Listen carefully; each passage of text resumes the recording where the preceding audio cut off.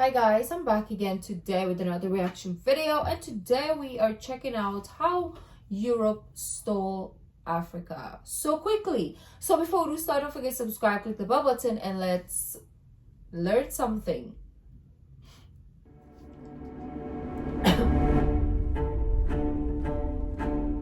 We need to look at something astounding that happened over the course of like 100 years. This is the final chapter, and what I think is the most mind-boggling chapter in the story of how Europe took over the world. The reason why it's so mind-boggling is because this is the part of the story where the map goes from looking like this in 1800, with Europe controlling like 35% of the world's land, to looking like this by 1914. With 84% of the earth being controlled by the people or the descendants of the people from this once isolated continent, Europe. 84%. How on earth did this happen? Wow, that's a lot. 84. A huge part of this next chapter has to do with this continent.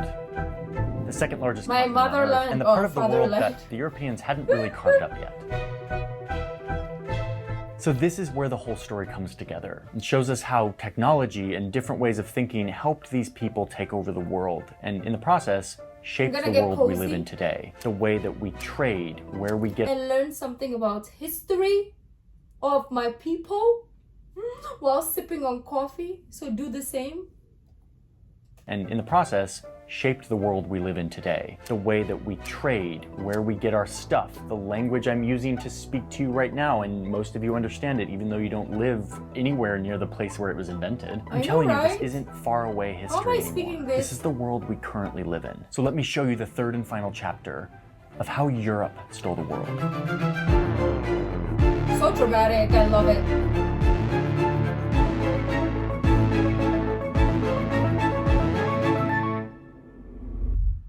Another video, another set of beautiful printed maps. And I'm telling you, this is the chapter where the maps get really good. Cartography really took off. Okay, let's get up to speed on where we're at. Remember, it all started with Spain and Portugal. They ramped up this colonialism thing back around 1500. And this led them to divide the world between them until other European countries got in on it too.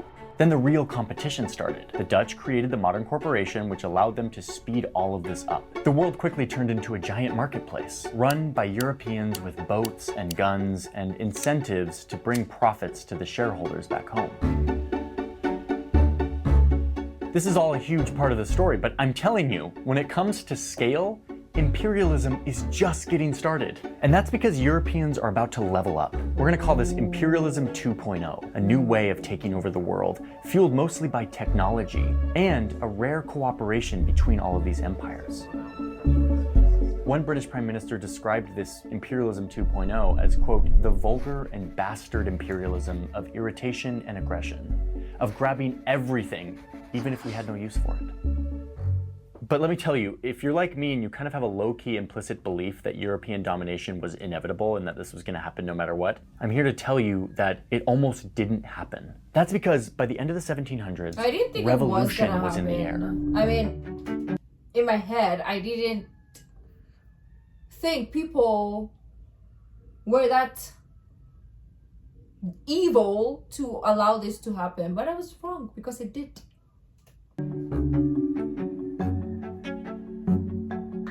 Empires were losing their colonies, starting with a group of Europeans who were done having a king and declaring independence for themselves in the late 1700s. Soon you had a bunch of Spanish colonies declaring independence. And then over here in Haiti, you had enslaved people who were organizing and rebelling against their French masters, throwing them out and starting their own country. These empires weren't only losing their colonies. Back in Europe, one ruler even lost his head in all of this. The empires were losing their grip, and soon they were fighting with one another like never before. It was chaos, and it totally freaked these European rulers out. Are they losing their empire? Are they going to lose their reins on power? Is the era of abundance and domination coming to an end? No, we can't let this happen.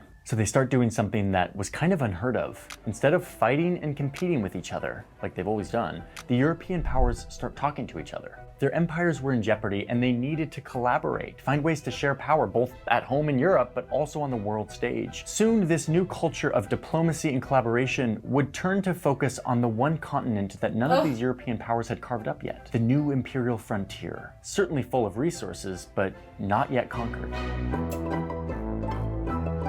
Why? Why do you have to come to us, right? It's like, just keep your...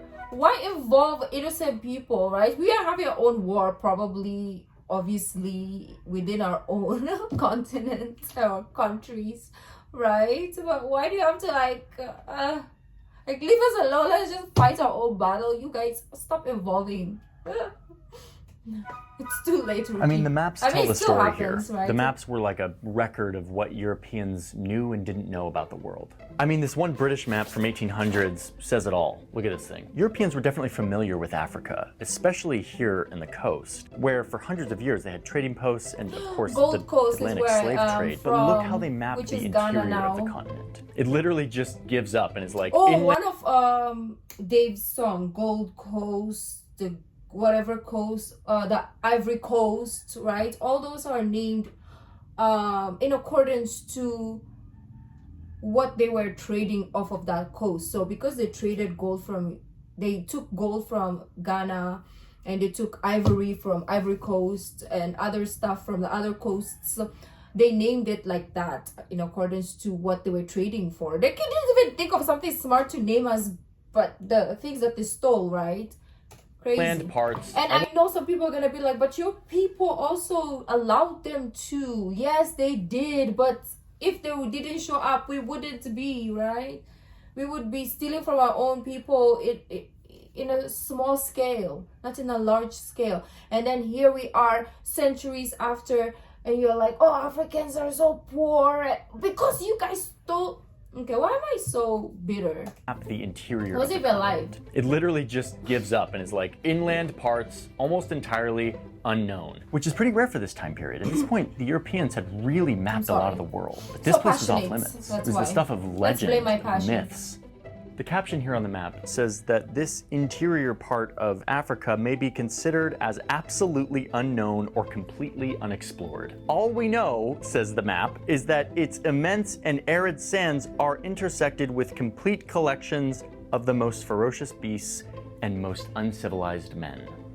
That's all they know.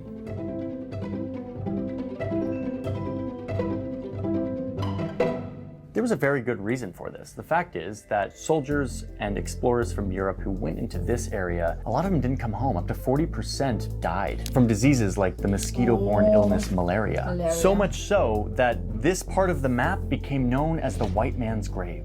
Totally off limits. But that soon changed.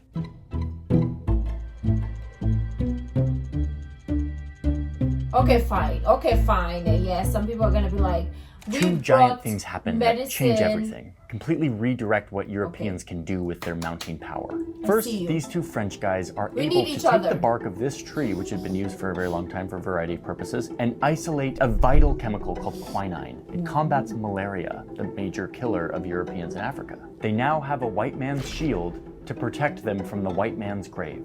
The door is slowly creaking open. Second, this guy happens. King Leopold II. He's the king of this new country called Belgium, and it existed for like 40 years. It's kind of a minor place in Europe, nothing like these OG colonizers. So it's like 1875, and King Leopold wants to play with the big boys. He wants a colony. So he literally goes around and starts asking these major colonial powers for like some of their land. Like he goes to the OGs, Spain and Portugal, and he's like, hey guys, I know you're in decline. Can I have one of your colonies?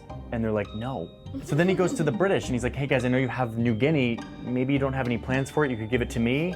And they're like, no, Leo, don't you realize how hard we worked to steal this land? We're not just gonna give it to you as a handout. So King Leopold decides to take matters into his own hands. He turns to the map and decides this part of the map, the parts unknown, where none of the colonizers have arrived to yet, is a prime place for his colony. King Leopold sets his sight on the white man's grave. A quick reminder that this is kind of the fantasy of the Europeans who haven't explored this. In reality, at this point, Africa looks a lot more like this. But in the mind of King Leopold and other Europeans, it's a big blank canvas with unlimited possibilities.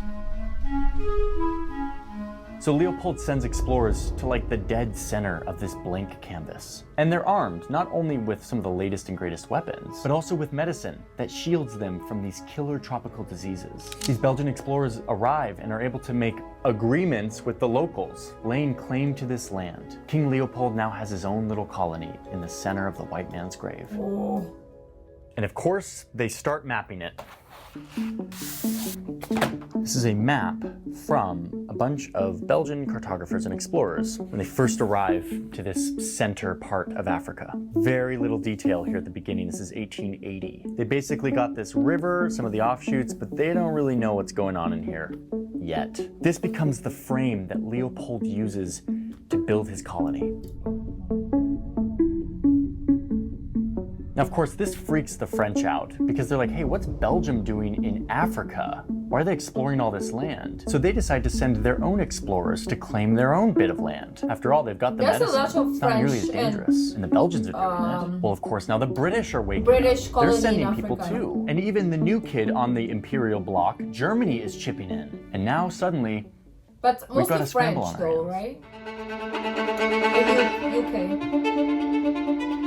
But wait, say the European powers, let's learn from our mistakes. Instead of the old days where we always had to fight over things, in this era of revolution and warfare, remember that we're trying to be better about talking to one another, coordinating. Remember? So it's 1884, and all these big Africa-hungry European empires get together in Berlin. I mean, there's this amazing painting of just them all sitting here looking at this big, beautiful map, which would be like an amazing activity to do until you realize what's actually happening here. You've got the Chancellor of Germany, you've got the OG colonizers Portugal explaining this place to Belgium and France and Italy, and you've even got the new country, the United States, who showed up. Kind of new to all this imperial stuff, but quickly learning how power really works on the international stage. Basically, anyone in Europe who didn't have an empire yet got in now. Oh, and crucially, they didn't invite any African leaders. And to be clear, this painting isn't like exaggerated, like it's not a political cartoon. This is literally a bunch of European dudes in a room in Berlin in 1884 discussing and coordinating how they're going to carve up and take this continent. And they decided that there was going to be one big rule for this new scramble for Africa. No pretending. None of this only on the map fake imperialism thing that the Pope arranged for Spain and Portugal a few hundred years previous. You actually have to control the land if you're going to claim it. So they divide up the map on who gets what,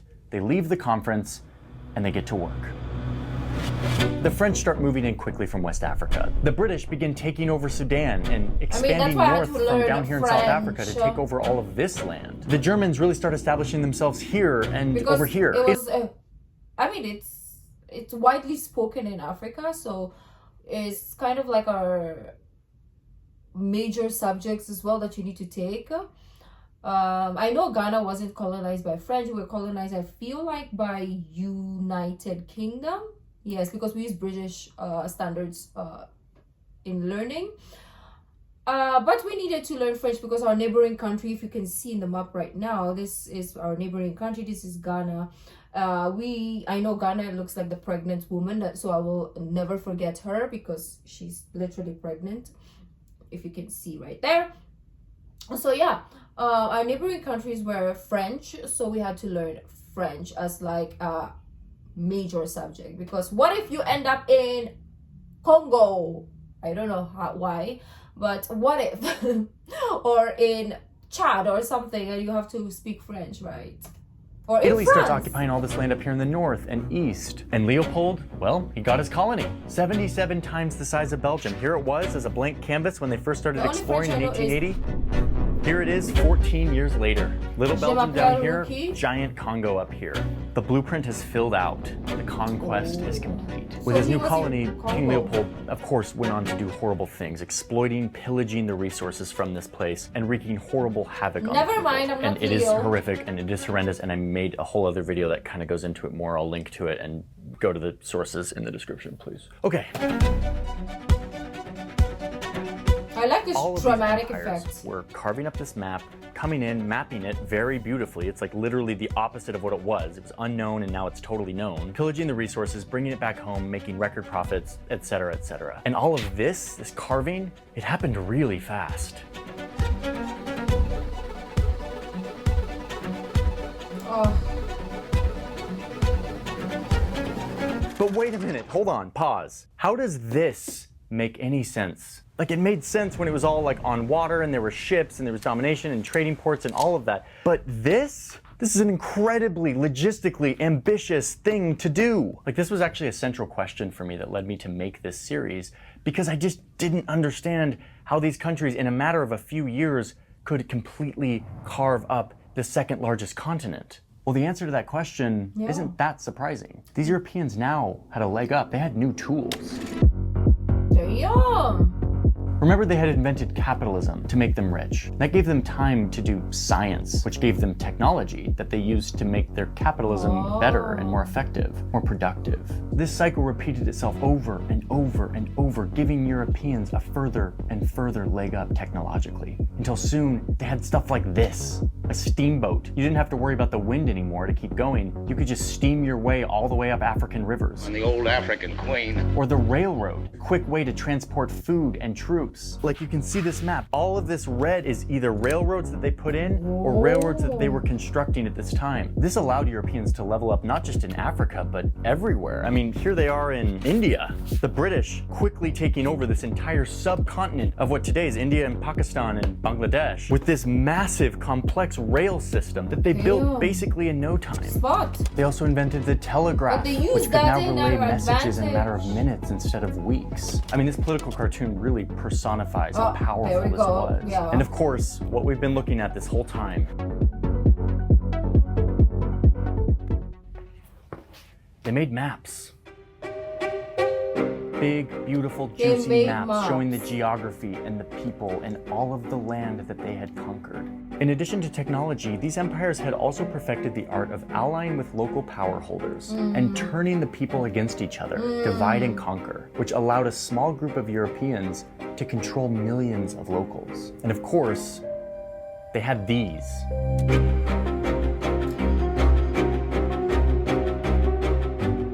These refined killing machines that allowed small groups of European soldiers to rip through truly formidable African armies. Like, look at this painting from Sudan, where the British used their guns to slaughter 10,000 enemies with just a few hundred losses. And here this casual caption showing that these savages were now mowed down by these modern weapons of war, clearing way for civilization.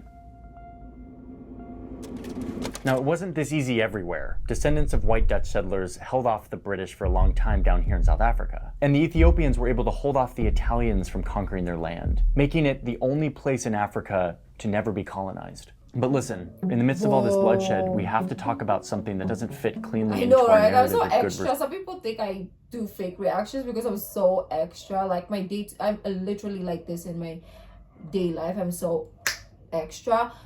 So me reacting, whoa, is a literal reaction, but in the midst of all this bloodshed, we have to talk about something that doesn't fit cleanly into our narrative of good versus evil. Because the presence of these Europeans in this continent also brought really positive things. Remember those French dudes that discovered the treatment for malaria? Yeah. Well, that was tested in the field in French Algeria, a colony. It changed medicine forever, giving us our modern understanding of mosquitoes and the diseases they spread. This scramble into Africa helped push forward our understanding of health and disease and medicine. These and tons of other medical developments helped these Europeans conquer land, but it also brought innovation that we still use today that has saved countless lives. True. But Okay, so technology was a major defining factor, but it wasn't just technology. Once again, we see in this chapter what we saw in other chapters, that Europeans had to develop new, sophisticated mental inventions that allowed this all to go down. The popular story that they were telling themselves at this time was that all civilization could be ranked according to the level of development. And look, according to this analysis, they placed themselves at the top. And they could tell themselves very easily that they were the enlightened people of the world. This new colonizing story was the most sophisticated and tantalizing yet, and it's one that's still kind of embedded in a lot of our brains still. That the enlightened civilization had a burden to bring civilization to the rest of the world. And for that, they kind of needed to stay on top and control. And the reason why this story was so believable and tantalizing is because at this time, it was being blended with actual real objective science that was being done by Europeans, like this guy, Charles Darwin, someone who changed the way that we think about the natural world. He just put out a book about how animals evolve into hierarchies with different capabilities and traits. Well, if that applies to all animals, then it must apply to humans themselves and their societies and their civilizations. So then they go out into the field with their maps and they start gathering observations that confirm this story. And soon they're measuring people's skulls all around the world. They're keeping notes, they're developing theories and terms, they're writing academic papers, all of this to define a pretend set of pseudoscientific ideas. The idea that we're all part of a different race, all with different natural capabilities. And that is what must explain why some people have the resources and the technology and others do not. Like the previous stories that Europeans told themselves, this one was intoxicating. Think of all the generations that passed where this story could be ingrained into the minds of the people. But again, remember that I'm not saying that these Europeans are telling themselves this story every day. We're now talking about the great-great-great-grandchildren of the original colonizers. The individual people didn't have the grand plan in mind to go carve up Africa. They were just responding to what they knew, what they'd been told was real, what they wanted to believe. It was a way of life. It was a way of thinking. And if we think that we're somehow exempt from a similar type of mental model that we don't see, but that dictates our behavior, we're tricking ourselves. Yeah. I mean, listen to one of these British imperialists, Cecil Rhodes. He says, "We happen to be the best people in the world, with the highest ideals of decency and justice, liberty and peace. And the more of the world we inhabit, the better it is for humanity." The more of the world Cecil we has inhabit. made up his mind. Wow.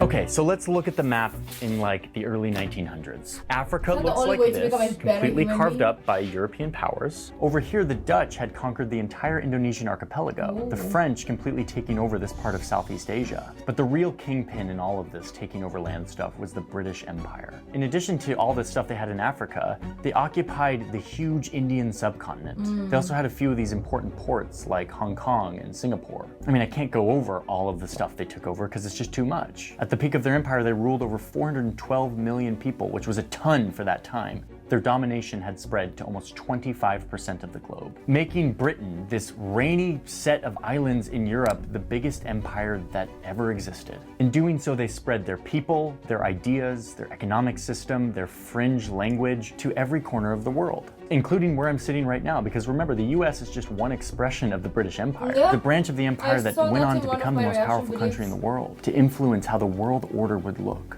By 1914, Europe had successfully taken over the world. They were deathly rich compared to the rest of the globe, and their ideas, both good and bad, were deeply embedded in the international system. But suddenly, all of this technology, all this industrialization that made them so effective, turned away from conquering faraway lands and was turned on each other. Over the next 30 years, hundreds of millions of people are killed in the two most destructive wars ever, made possible by all the same things that allowed Europeans to take over the world. Sophisticated weapons and technology that Europeans are now turning on each other. The so-called sophisticated race Why is don't now they slaughtered. use that same idea to not allow guns in the other side of where he's from, right? Because One another some people on an have different unprecedented scale. views. These wars didn't do the image of the civilized Europeans any good, and Western-schooled local elites decided that they didn't want to be ruled by foreign forces anymore. They were able to rally their people around a common language and birthed national identity that didn't include being ruled by white people from some faraway continent. And they pushed the colonists out, sometimes peacefully, but most often with force. The Europeans had built this insane global project for more than 400 years, and yet they saw it crumble in a matter of decades. So, today, the map has been severely redrawn. Former colonies are now mostly independent countries. There are still a ton of weird idiosyncratic holdovers from the colonial period. I've talked about those many times, and I will continue to talk about them.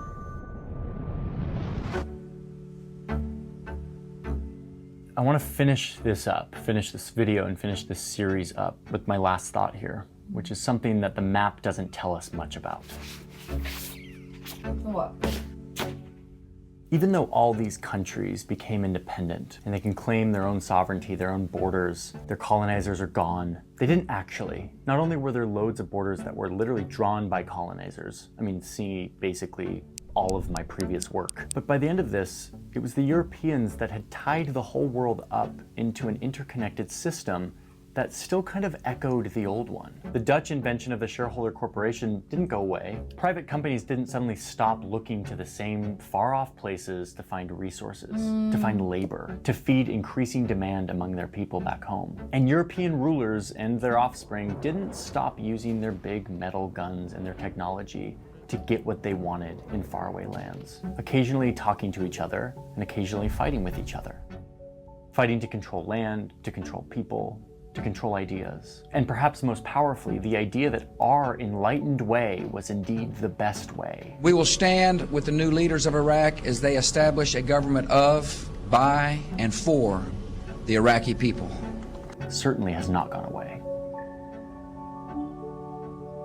And yet, if it were only that simple, a simple narrative of good and bad, greedy Europeans take over the world and do anything to stay ahead, that would be a lot easier in some ways, but it's not. Europe taking over the world has also thrust humanity into an age of peace and prosperity, where people live longer, suffer less in a lot of ways, have more food to eat. But it's I mean, the not very good. moral lens that you and So I are hard. using right now to evaluate the good and bad of this history, that was a lens that was cultivated and developed by the same cultures that pillaged and subjugated their way around the planet. These ideals of justice and equality and human rights and representation, social equality and self-determination, those ideas permeated the globe alongside the colonizers who carved it up. And yet it was this conquest that put these people on top of the whole system, giving us the power and the advantage, the default power holders in our world.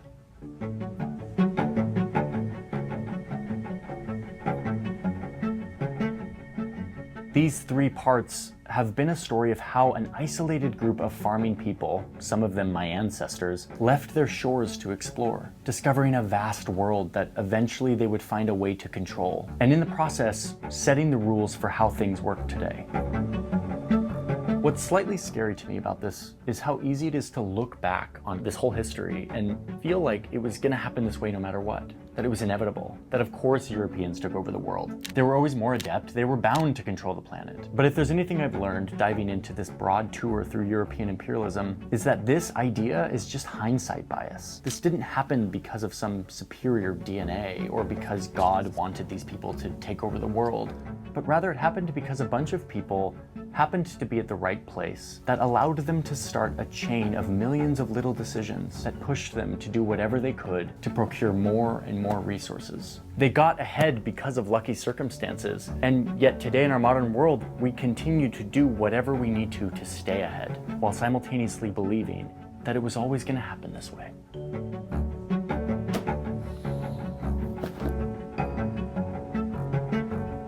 Mic drop, I guess, in a sense. This was very interesting, you know.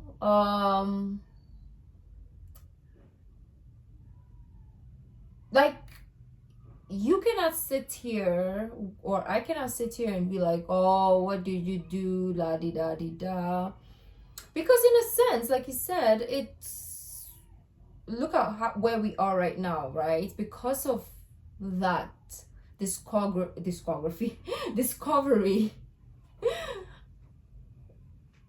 Look at where we are. If things didn't happen that way, I don't think we would get here. And yes, some people will be like, it could have happened in a different way. But the world is always balance of dark and day, good and evil, right? It's never good, good, good, good, good, good, good, good, or bad, bad, bad, bad, bad. It's always hand in hand, right? It's always this, that, this leads to this, this leads to this, this leads to this, this leads to this, right? So what I'm trying to say is, all this happened, or is something that is going to be a constant happening in the world, for the world to kind of like grow. But I'm not saying it should happen and that it's God is making it happen, but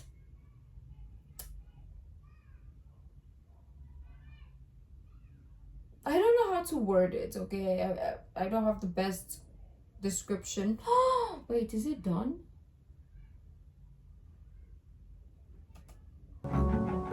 On a laptop and like Oh yeah.